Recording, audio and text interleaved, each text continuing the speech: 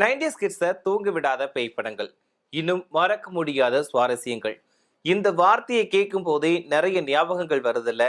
இன்னைக்கு 90s கிட்ஸை எப்படி பேய் படங்கள் மூலமா பயமுறுத்துனாங்க அப்படிங்கிறத பத்தி தான் நாம பார்க்க போறோம். இப்போ ஹாரர் படம் அப்படின்னாலே பெரிய விஎஃப்எக்ஸ், ஜம்ப்ஸ்கேர், சிஜி பேய்கள், ஹாலிவுட் தரத்திலான கிராஃபிக்ஸ் அப்படின்னு நிறைய விஷயங்கள் மாறிடுச்சு. ஆனா 90ஸ்களோட நிலைமை வேற. அந்த காலத்துல ஒரு மின்விளக்கு திடீர்னு அணைஞ்சாலே தியேட்டரே ரொம்பவே அமைதியாயிடும். ஒரு கதவு மெதுவா திறந்தாலே ரசிகர்கள் இருக்கையோட மொன்னில உட்கார்ந்துக்கிட்டு அதை வெறிக்க வெறிக்க பார்ப்பாங்க. அந்த காலத்து பேய் படங்கள் ஏன் இவ்வளவு தாக்கத்தை ஏற்படுத்துச்சு அப்படிங்கிறத பத்தி தெரிஞ்சுக்கலாமா? முதல்ல அந்த காலத்துல தொழில்நுட்ப வசதிகள் ரொம்பவே குறைவு.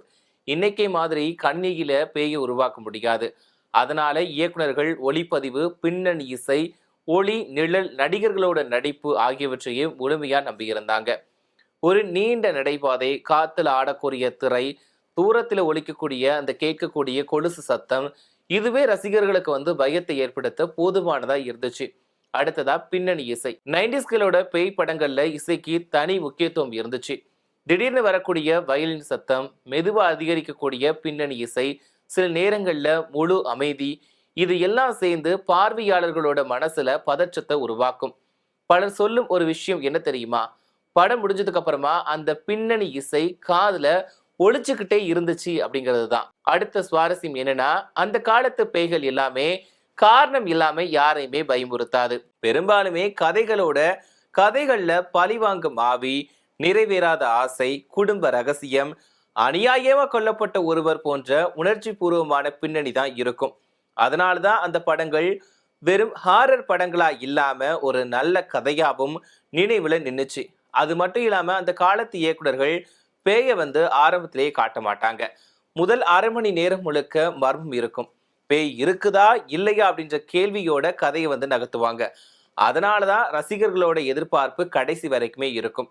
அந்த காலத்து வீடுகளுமே கதையோட ஒரு கதாபாத்திரமா இருந்துச்சு. பழைய பங்களா, அதுக்கப்புறமா பெரிய மாடி படிக்கட்டு, தூசி படிஞ்ச ஓவியங்கள், மழை பெய்யும் இரவு, இடி மின்னல், இந்த காட்சிகள் வந்தாலே அடுத்து ஏதாவது நடக்க போகுது அப்படின்னு ரசிகர்கள் புரிஞ்சுக்கிடுவாங்க. இன்னொரு சுவாரஸ்யம், 90ஸ்களோட பலர் இந்த பேய் படங்களை குடும்பத்தோடு பார்த்தாங்க. தியேட்டர்ல பயந்து அம்மாவோட கையை பிடிச்ச குழந்தைகள் வீட்டுக்கு வந்ததுக்கு அப்புறமா தனியா பாத்ரூம் போக பயப்படுவாங்க. ராத்திரி லைட் அணைக்காம தூங்குவாங்க. இப்படின்னு நிறைய நினைவுகள் அந்த தலைமுறை கிட்ட இருக்குது. ஸோ இன்னைக்கு சமூக வலைதளங்கள்ல அந்த படங்களை பார்த்துட்டு, அந்த படத்தை பார்த்ததும் எனக்கு தூக்கமே வரல, இன்னைக்கு வரைக்கும் அதை பார்த்தா தூக்கம் வரல அப்படின்ற மாதிரி நிறைய பேர் கமெண்ட்டுகளை போட்டுட்டு வராங்க. 90ஸ்கள்ல மேக்கப்புக்கு பெரிய பங்கு இருந்துச்சு. இப்போ மாதிரி கணினி கிராபிக்ஸ் இல்லாததால நடிகர்களோட முக அலங்காரம், உடை, கண்களோட தோற்றம், ஒளிப்பதிவு, இது மூலமாவே பேயோட தோற்றத்தை உருவாக்குனாங்க. அதனாலதான் அந்த காட்சிகள் இயல்பா இருந்துச்சு. அதே மாதிரி அந்த காலத்து பேய் படங்கள்ல நகைச்சுவைக்குமே இடம் இருந்துச்சு. பயமுறுத்து காட்சிகளுக்கு நடுவுல ஒரு காமெடி காட்சியுமே வரும். ரசிகர்கள் சிரிச்சுட்டு மறுபடியுமே அடுத்த நிமிஷமே பயந்து போயிடுவாங்க. இந்த சமநிலையில தான் அந்த படங்கள் எல்லா தரப்பு ரசிகர்களையுமே கவர்ந்துச்சு. இன்னொரு முக்கியமான விஷயம், ஸோ அந்த காலத்துல இணையம் கிடையாது. ஒருவர் படம் பார்த்துட்டு சொல்றதுதான் ரொம்பவே விளம்பரம். அந்த படம் ரொம்ப பயமா அப்படின்னு நண்பர்கள் சொல்றதை கேட்டுட்டு அடுத்த வாரம் தியேட்டருக்கு கூட்டம் நிரம்பி வழிஞ்சிடும். இன்னைக்கு பல படங்கள் வெளியாகி சில நாட்கள்ல மறந்துடுறாங்க. ஆனா 90ஸ்கள்ல வெளியான பல ஹாரர் படங்கள் இன்னைக்குமே தொலைக்காட்சியில ஒளிபரப்பானா மக்கள் விரும்பி பார்க்கறாங்க. அதுக்கு காரணம் என்ன? அந்த படங்கள் வெறும் பேய் மட்டுமே காட்டல. ஒரு நல்ல கதை, வலுவான திரைக்கதை, சிறந்த நடிப்பு, மனசுல நிற்கக்கூடிய பின்னணி இசை, அது மட்டும் இல்லாம மறக்க முடியாத மர்மமான சூழல், இது எல்லாமே ஒன்னா கொடுத்துச்சு இந்த படங்கள் எல்லாம். ஸோ அதனாலதான் 90ஸ்களோட பேய் படங்கள் இன்னுமே ரசிகர்களோட நினைவுல வாழ்ந்துகிட்டு இருக்கு. ஸோ அந்த காலத்து பேய் படங்கள் வெர்சஸ் இந்த காலத்து பேய் படங்கள் எது உண்மையிலேயே பயமுறுத்துச்சு அப்படிங்கிறத பார்த்துடலாமா?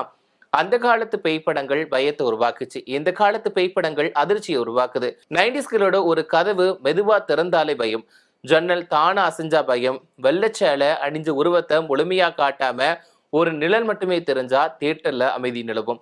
ஆனா இப்போ பெரிய பின்னணி சவுண்டு, திடீரென திரையில தோன்றக்கூடிய உருவம், வேகமான எடிட்டிங், இதுதான் பெரும்பாலுமே பயமுறுத்ததுக்கு பயன்படுத்துறாங்க. இரண்டாவது, அந்த காலத்துல பேய்க்குன்னு ஒரு கதை இருந்துச்சு. பழி வாங்கக்கூடிய காரணம் இருக்கும், நிறைவேறாத ஆசை இருக்கும், குடும்ப ரகசியம் இருக்கும்.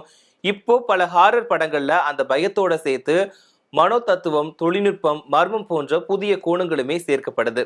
மூணாவது, அந்த காலத்துல வீடுகளே வந்து நாயகர்களா இருந்தாங்க. பழைய பங்களா, நீண்ட ரோடு, நடைபாதை, பழைய மரப்படிக்கட்டு, மழை இரவு, மின்வெட்டு இது வந்தாலே வந்து ரசிகர்கள் அடுத்த காட்சிக்காக தயாரிடுவாங்க. ஆனா இன்னைக்கு ஒரு சாதாரண அபார்ட்மெண்ட், அலுவலகம், மருத்துவமனை அல்லது நம்ம அன்றாட வாழ்க்கையில பயன்படுத்தக்கூடிய பொருட்களே கதையோட மையமா மாறிடுது. அதுக்கு சிறந்த உதாரணம் யாவரும் நலம் மாதிரியான படங்கள். அன்றாட வாழ்க்கையில இருக்கக்கூடிய தொழில்நுட்பத்தை பயன்படுத்தி புதிய வகை திகில் அனுபவத்தை உருவாக்கிச்சு. நான்காவது, அந்த காலத்துல விஎஃப்எக்ஸ் இல்ல, ஆனா பயம் இருந்துச்சு. இப்போ விஎஃப்எக்ஸ் வந்து அதிகமா இருக்கு, ஆனா எல்லா படங்களுமே நீண்ட நாட்களா நினைவுல நிக்கிறது கிடையாது. ஏன்னா பயம் கிராபிக்ஸ்ல இல்ல, கதையில தான் இருக்குது. ஐந்தாவது, அந்த காலத்துல ஹாரர் படங்கள் பெரும்பாலுமே திகில மையமா கொண்டிருந்துச்சு. இப்போ ஹாரரோட காமெடி, ஆக்ஷன், குடும்ப உணர்வு போன்ற பல அம்சங்கள் சேர்க்கப்படும் போக்கு அதிகரிச்சிருக்கு. ஸோ இதனால தூய ஹாரர் படங்கள் குறைஞ்சு ஹாரர் காமெடி வகை படங்கள் வந்து அதிகமா பிரபலமாச்சு. இறுதியா 90s பேய் படங்கள் மெதுவா மனதுக்குள்ள பயத்தை விதைச்சுது. இன்னையோட பேய் படங்கள் சில நொடிகள்ல நம்ம அதிர்ச்சிக்குள்ளாக்கிறது. இரண்டுக்குமே தனித்தனி பலம் இருக்குது. ஆனா 90s கிட்ஸ் கிட்ட கேட்டா அந்த காலத்து பேய் படங்கள் மாதிரி இன்னும் படம் வரல அப்படின்னு சொல்லுவாங்க. இன்றைய தலைமுறைகள் கிட்ட கேட்டா இப்போதைய ஹாரர் படங்களோட தரமும் தொழில்நுட்பமும் வேற லெவல் அப்படின்னு சொல்லுவாங்க. அப்படின்னா உங்களுக்கு எந்த வகை ஹாரர் படங்கள் பிடிக்கும்? மெதுவா மனசுல பதியக்கூடிய பழைய பேய் படங்களா, அல்லது திடீரென அதிர்ச்சியை கொடுக்கக்கூடிய புதிய ஹாரர் படங்களா அப்படிங்கறத மறக்காம கமெண்ட்ல சொல்லுங்க. அது மட்டும் இல்லாம உங்களுக்கு ஹாரர் படங்களே இந்த படம் பார்த்துதான்ப்பா நான் ரொம்பவே பயந்து போயிட்டேன், 90s கிட்ஸ்கள்ல வந்து எனக்கு இந்த படம் ரொம்பவே பார்த்து நான் ரொம்பவே அதிர்ச்சி அடைஞ்ச படங்கள் வந்து இதுதான், இதை பார்த்துட்டு நான் ராத்திரி பூரா தூங்கவே இல்லை அப்படின்னு நினைக்கக்கூடிய படம் எது அப்படிங்கறத சொல்லுங்க. ஏன்னா இந்த விஷயம் வந்து எல்லாருமே நினைச்சிருப்பாங்க.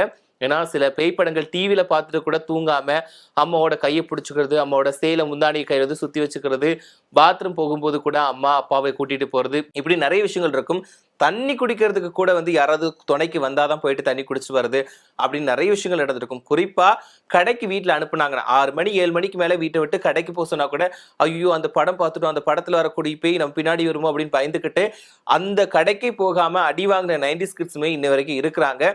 ஸோ இந்த மாதிரி அனுபவங்கள்லாம் உங்களுக்கு நடந்திருக்கா அப்படிங்கிறதையும், இந்த மாதிரி இந்த படத்தை பார்த்து தான் நான் ரொம்பவே பயந்தேன், இதனால நான் எங்கள் வீட்டில் அடி கூட வாங்கியிருக்கேன், அவங்க சொன்ன வேலையை பார்க்காம தனியாக போகிறதுக்கு பயந்துக்கிட்டு நான் அடி கூட வாங்கியிருக்கேன் அப்படின்னா அது எந்த படம் அப்படிங்கிறத மறக்காம கமெண்ட்ல சொல்லுங்க. ஏன்னா காலங்கள் மாற மாற வந்து படங்களோட தரமும் எல்லாமே மாறிக்கிட்டு இருக்குது. ஸோ அந்த காலத்தில் வந்து நான் எல்லாத்தையும் டீட்டெயிலாகவே சொல்லிட்டேன். அதாவது ஸ்க்ரீன் ஆடுறது, அப்புறம் மெதுவாக கதவு திறந்து மூடுற சவுண்டு, அப்புறமா பின்னணி இசை, இது மூலமா வந்து பயமுறுத்துனாங்க.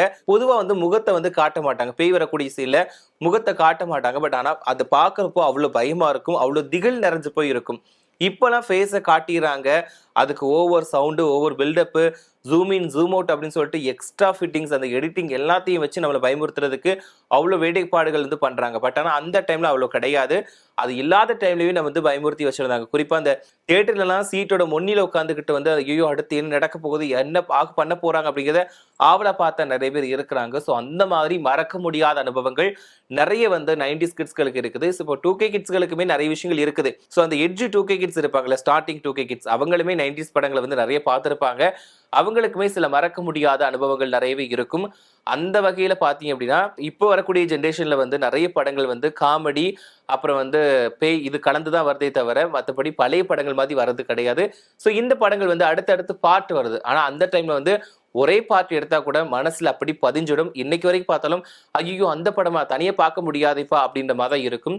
ஸோ இதை பத்தி நீங்க என்ன நினைக்கிறீங்க? உங்களுக்கு எந்த படம் பிடிக்கும் அப்படிங்கிறத மறக்காம கமெண்ட்ல சொல்லிடுங்க.